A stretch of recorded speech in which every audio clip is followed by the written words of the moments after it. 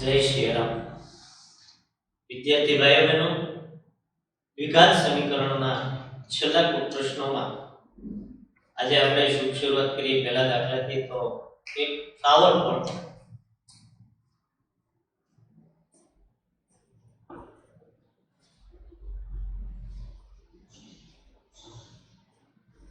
₹75 માં એક flower pot ₹75 માં એક ભાઈ વેચી નાખે છે.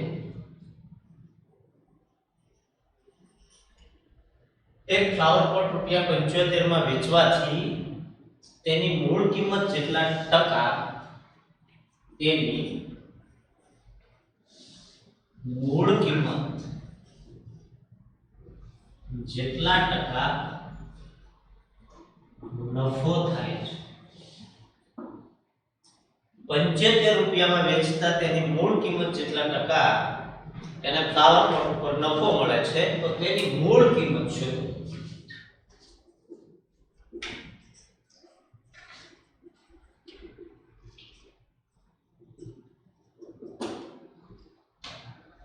અહીં આ દાખલામાં જે ₹75 માં ફ્લાવર પોટ વેચે છે તો એની જે મૂળ કિંમત છે એ મૂળ કિંમત જેટલા ટકા એને નફો થાય છે.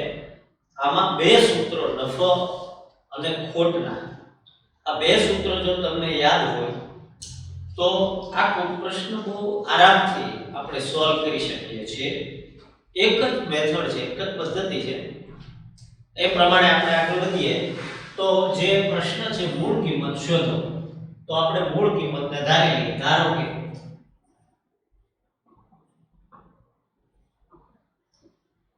ફ્લાવર પોટની મૂળ કિંમત ₹X છે. રકમનું વાક્ય છે કે ફ્લાવર પોટની જે મૂળ કિંમત છે, મૂળ કિંમત જેટલા ટકા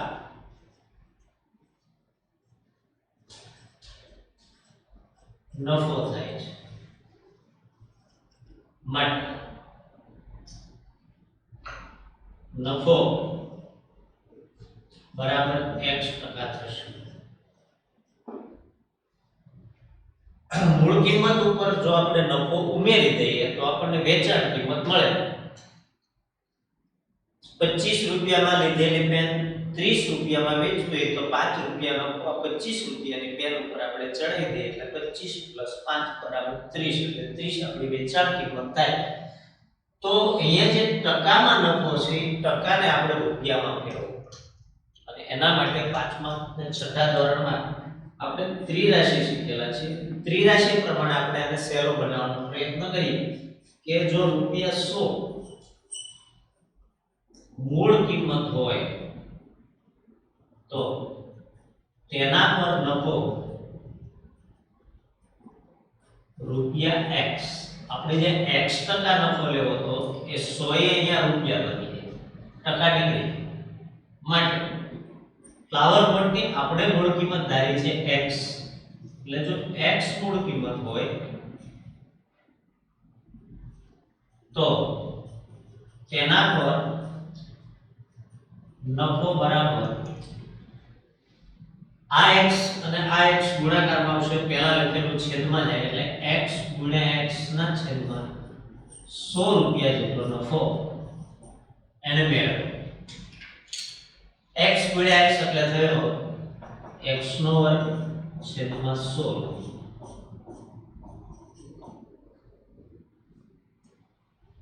આ ફ્લાવર પોટ એ 75 માં વેચી દેશે અને મૂળ કિંમત જેટલા ટકા નફો લે છે. તો મૂળ કિંમત જેટલા ટકા એટલે કે આ એક પ્રકારની મૂળ કિંમત જ થઈ. હવે આપણે અહીંયા સૂત્ર લખીએ કે નફો બરાબર વેચાણ કિંમત માઈનસ મૂળ કિંમત. જૂનું સૂત્ર. નફો આપણને મળ્યો છે x² ના છેદમાં 100. વેચાણ કિંમત છે ₹75 અને મૂળ કિંમત આપણે ધારેલી હતી x. ભાગાકારના 100 સામે લઈ જાય એટલે ગુણાકાર થઈ જાય तो x वर्ग बराबर 100 गुण્યા 75 माइनस x काउंस खोली नाखिए तो x वर्ग बराबर 7500 माइनस 100x जमणी साइड की रकम આપણે ડાબી સાઈડ લઈ આવી તો -100x આ બાજુ આવે એટલે +100x અને +7500 આ બાજુ આવે એટલે 7500 થશે માઈનસ 3 થી 4 માં લઈ જઈએ તો 7500 ના એવા બે ભાગ કે 100 આવે એમાં ઘડીક મીંડા કાઢી નાખીએ તો 15 પંચા 75 થાય બે મીંડા પાછળ જોઈએ છે એટલે એક એક મીંડું બેને ગુણાકારમાં આપી દો એટલે 150 ગુણ્યા 50 15 પંચા 75 ને એક મીંડું 150 નું એક મીંડું 50 એટલે 7500 થઈ ગયા અને 150 માંથી 50 કાઢી નાખો એટલે આપણા 100 પ્લસ જોઈએ મળી ગયા મોટાને પ્લસ આપી દે પ્લસ માઈનસ આપી દે માઈનસ x ચલ લગાડતા तो आप જોઈ શકો છો કે 3 ની 4 માં 100x ની જગ્યાએ આપણને બે ભાગ મળ્યા x વર્ગ 150x -50x -7500 બરાબર છે x કોમન લેતા x + 150 -50 સામાન્ય લેતા x + 150 બરાબર 0 x + 150 બંને કૌંસ સરખા બીજા કૌંસમાં x - 50 બરાબર 0 બંનેને 0 અલગથી આપીએ અથવા x - 50 બરાબર 0 માટે x બરાબર વત્તા 150 આ બાજુ જાય -150 અથવા x બરાબર 50 फ्लावर पॉट की कीमत तो ऋण संभव नहीं એટલે આપણે અહીંયા લખી નાખીએ फ्लावर पॉट ની મૂળ કિંમત ઋણ આ फ्लावर पॉट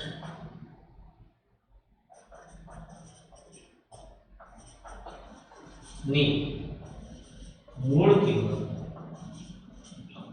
રૂપિયા 50 મળે છે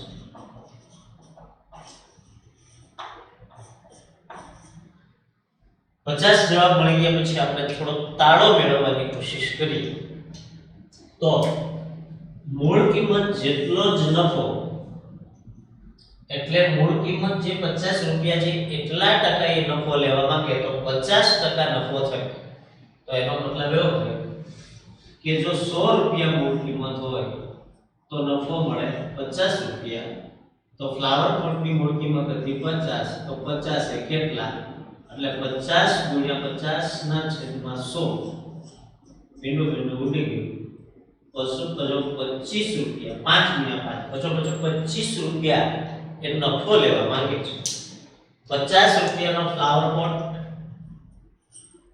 25 રૂપિયાનો નફો એટલે વેચાણ કિંમત આવી 75 રૂપિયા એટલે કે મૂળ કિંમત વત્તા નફો બરાબર વેચાણ તો રકમમાં એને કીધું હતું કે 75 રૂપિયામાં વેચવાથી મૂળ કિંમત જેટલા ટકા નફો થાય છે તો તેની મૂળ કિંમત શોધો તો આ ફ્લાવર પોટની મૂળ કિંમત આપણને મળે છે 50 જોઈએ હવે બીજો દાખલો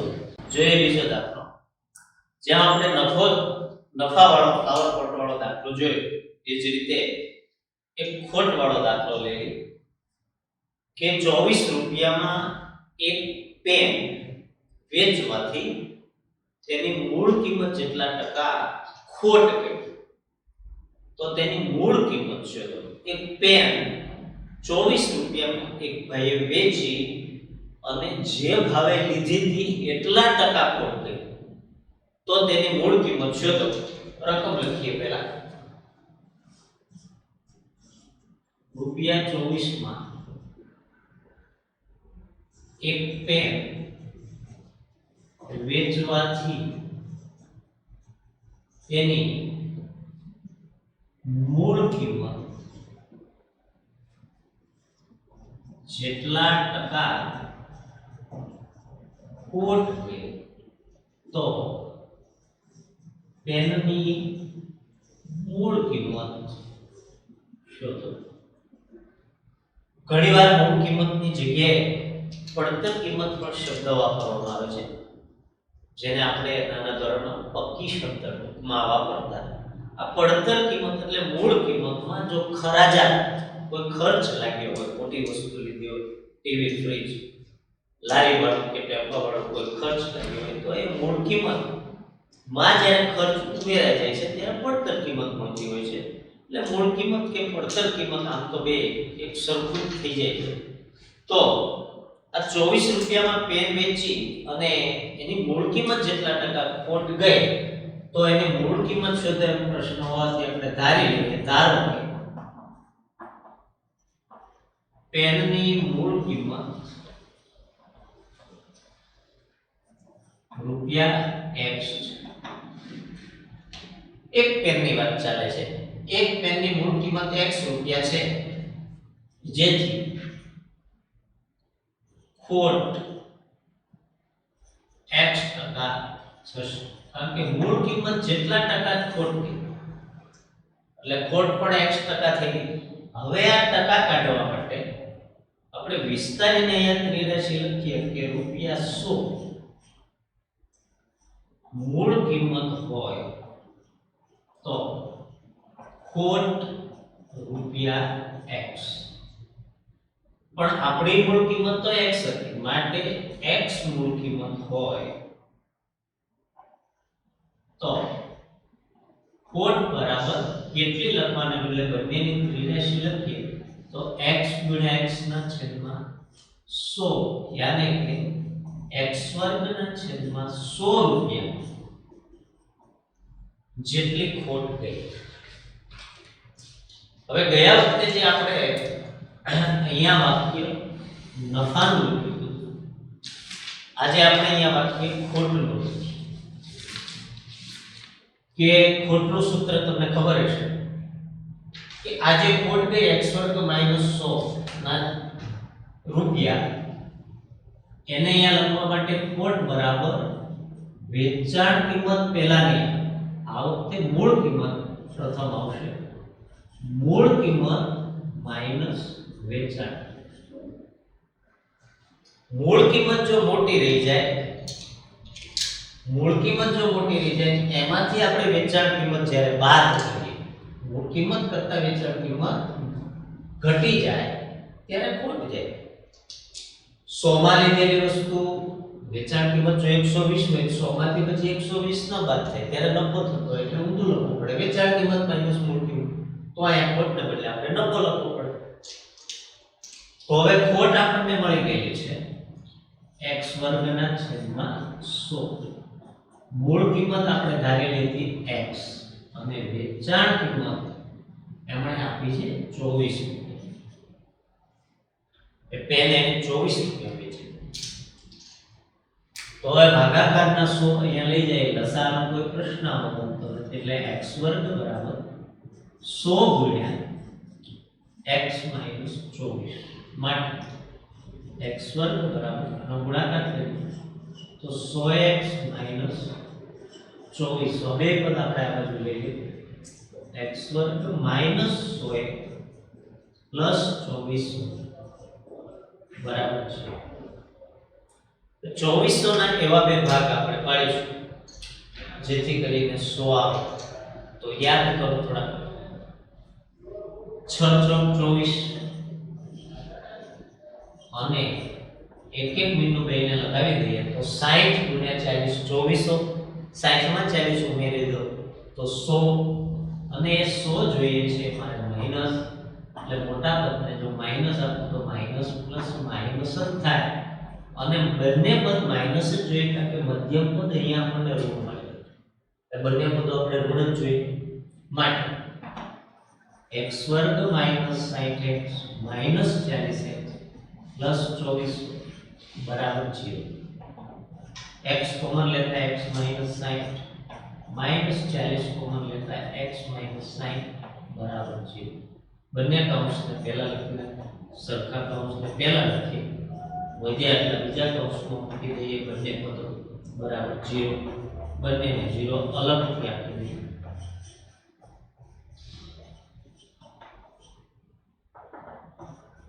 માઈનસ સાઇન આ બાજુ જાય એટલે પ્લસ સાઇન અથવા x બરાબર sin. બંને જવાબ પ્લસમાં આવ્યા.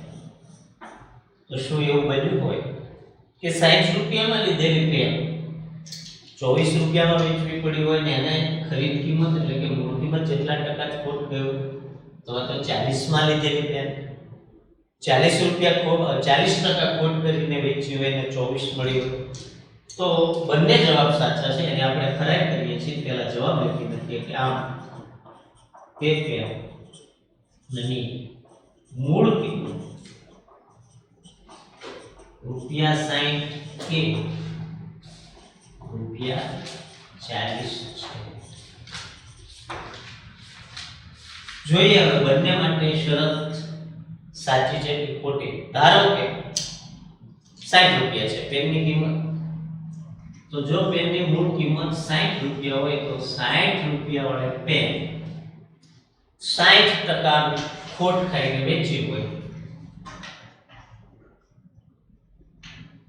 તો 100 એ 60 રૂપિયા માટે 60 એ કેટલા 60 ગુણ્યા 60 છેદમાં 100 બે મિનિટ ગયા 36 રૂપિયાની ખોટ ગઈ. તો અહીંયા આપણું સૂત્ર છે કે ખોટ બરાબર મૂળ કિંમત માઈનસ વેચાણ કિંમત. ખોટ 36 રૂપિયા, મૂળ કિંમત 60 રૂપિયા, વેચાણ કિંમત 24 રૂપિયા, 36 બરાબર 36. 60 માંથી 24 જાય 36 છે 10 ની શું બેને કરવાનો 6 તો 60 રૂપિયા પણ જવાબ રેડી છે. જોઈએ હવે 40 રૂપિયા કરતા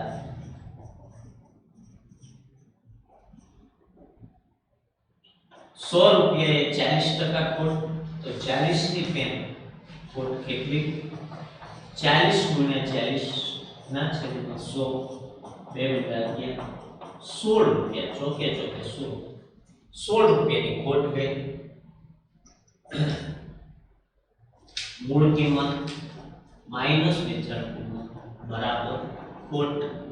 મૂળ કિંમત 40 રૂપિયા ગણી છે, ખોટ ગઈ છે 16 રૂપિયા, તો પણ 24 રૂપિયા મળે.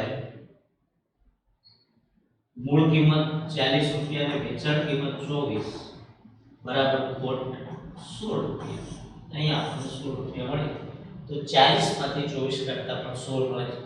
આ રીતે જેમ નફાનો દાખલો આપણે ગણ્યો એમ જ ખોટનો દાખલો ગણી શકાય છે. ફક્ત અહીંયા સૂત્ર આપણને યાદ હોવું જોઈએ કે ખોટ બરાબર મૂળ કિંમત માઈનસ વેચાણ કિંમત. જોઈએ આપણે હવે ત્રીજો દાખલો 119 રૂપિયામાં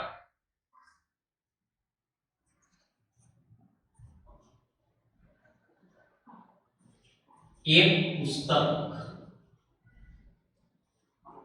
વેચવાથી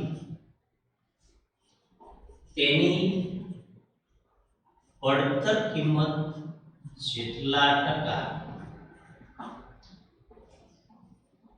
નફો થાય છે તો પુસ્તકની પડતર કિંમત શોધો.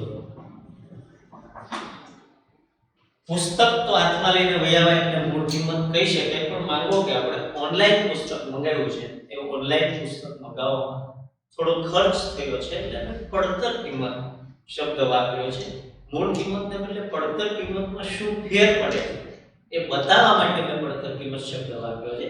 પડતર કિંમત હોય કે મૂળ કિંમત હોય એનાથી અત્યારે કઈ ફેર પડતો નથી, કારણ કે પડતર કિંમત આપણે શોધવાની છે એ બરાબર, પણ પડતર કિંમત માટે ખરાજાત કઈ આપેલી નથી એટલે મૂળ કિંમત એ જ આપણી પડતર કિંમત થાય. તો આપણે એ શરૂઆત કરી દઈએ. ધારો કે પુસ્તકની પડતર કિંમત ₹x છે માટે નફો પણ x ટકા થશે, કારણ કે પડતર કિંમત જેટલા ટકા નફો થાય છે, આ જે x ટકા નફો થયો એને આપણે રૂપિયામાં પરિવર્તિત કરવો પડે, એટલે આપણે અહીંયા ત્રિરાશિ લખીએ છીએ કે જો રૂપિયા 100 પડતર કિંમત હોય તો નફો x રૂપિયા થાય છે, પરંતુ માટે x જો પડતર કિંમત હોય, કારણ કે x આપણે ધારી છે, તો x પડતર કિંમત હોય તો નફો બરાબર કેટલો? ત્રિરાશિમાં તમને ખબર છે એટલે x ગુણ્યા x ના છેદમાં 100 લખી x વર્ગના છેદમાં 100 રૂપિયા નફો લઈ લો. આ x વર્ગના છેદમાં 100 નફો થયો, તો અહીંયા હવે આપણે સૂત્ર લખીએ ઉપર આ સાઈડ. સૂત્ર છે નફો બરાબર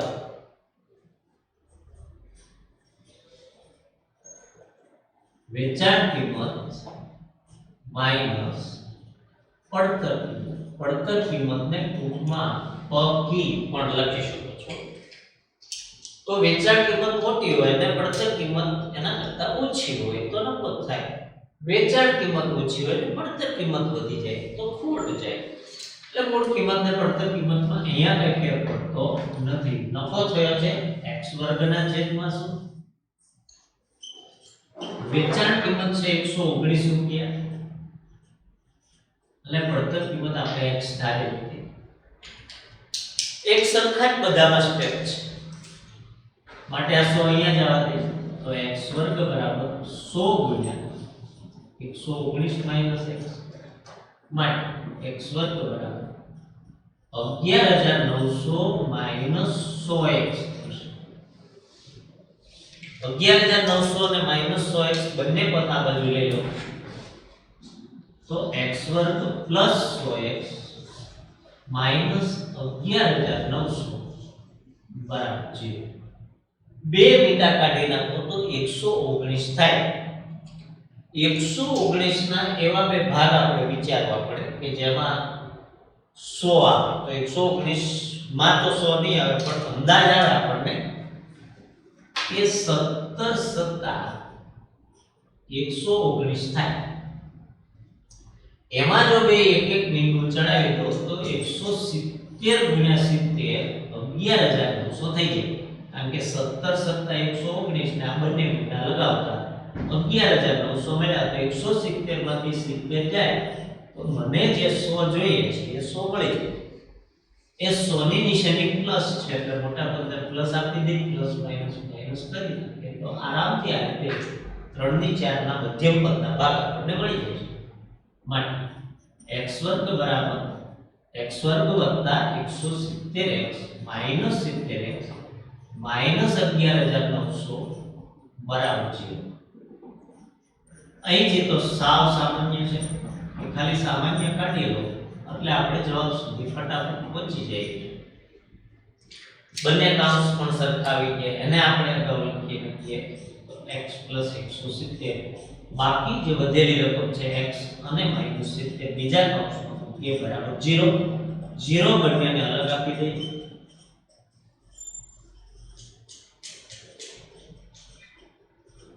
તો અહીંયા x બરાબર -170 અથવા x બરાબર 70 મળશે. 70 ને મેં બોક્સ કર્યું, અહીંયા 170 ને બોક્સ નથી કર્યું વિદ્યાર્થી ભાઈઓ અને બહેનો. આપ જાણો છો કે અહીંયા જે પુસ્તક છે એની કિંમત, પુસ્તકની પડતર કિંમત ઋણ એટલે -170 ઓટોમેટિકલી નીકળી જાય છે, વધ્યા 70 રૂપિયા. એ અહીંયા લખીએ જવાબ કે આમ આજે પુસ્તક 119 રૂપિયામાં વેચ્યું. પુસ્તકની પડતર કિંમત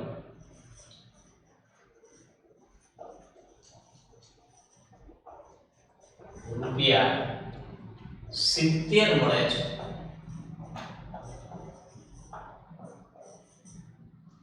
મારો જવાબ સાચો છે કે ખોટો એ આપણે ચેક કરીએ છીએ એટલે જવાબ મળી ગયા પછી તમારે આગળ વિશેષ કંઈ લખવાનું હોતું નથી પણ આપણે વિચારીએ કે 70 રૂપિયામાં જે પુસ્તક એણે લીધેલું એના ઘરે પડેલું અથવા પડતર કિંમત ધરાવતું હતું એ પાછું 70% નફો લઈને વેચ્યું એટલે ટકા કાઢવા માટે હંમેશા 100 એ 70 માટે 70 ની પડતર કિંમત કેટલા એટલે 70 ગુણ્યા 70 ના છેદમાં 100 મળે બે ગુણ્યા આપણે ઉતારી નાખીએ એટલે 49 રૂપિયા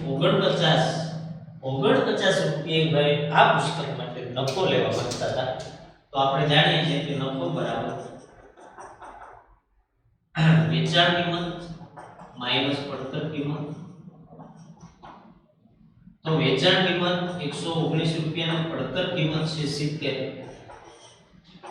119 માંથી 70 કાઢો એટલે 49 વધે છે તો કે આ 49 વધે છે એટલે આપણો દાખલો એકદમ બરાબર છે તો વિદ્યાર્થી ભાઈઓ બહેનો દ્વિઘાત સમીકરણથી કંટાળી તો નથી ગયા ખૂબ સરસ મજાના પ્રશ્નો ટોટલ પ્રશ્નો આમ તો કહી શકીએ કે આપણે ભણ્યા છતાંય કોઈ પ્રશ્ન રહી જતો હોય તમને ન આવડતો હોય તો મારા નંબર ઉપર રિંગ કરશો હું તમને બોર્ડમાં ભણાવી દઈશ હવેનું આપણું પ્રકરણ રહેશે 14મું પ્રકરણ આંકડાશાસ્ત્ર ખૂબ મજા આવે એવું પ્રકરણ છે ખૂબ સહેલું છે તમને સરવાળા બાદબાકી ગુણાકાર અને ભાગાકાર આવડે છે એવું આપણે નાના ધોરણથી કહીએ છીએ છતાં પણ દાખલાનો જવાબ ન આવે તો શું મિસ્ટેક છે એ તમે જાણો છો કા આપણો સરવાળો ખોટો હશે કા આપણો ગુણાકાર ખોટો હશે કા આપણો ભાગાકાર ખોટો હશે કા કે બાદબાકીમાં ભૂલ કરી છે વગર ભૂલે તો આપણે દાખલા કરીશું તો આંકડાશાસ્ત્રના પૂરા માર્ક્સ આપણે મેળવી શકશું જય હિન્દ જય ભારત શબ્દના જય શ્રી રામ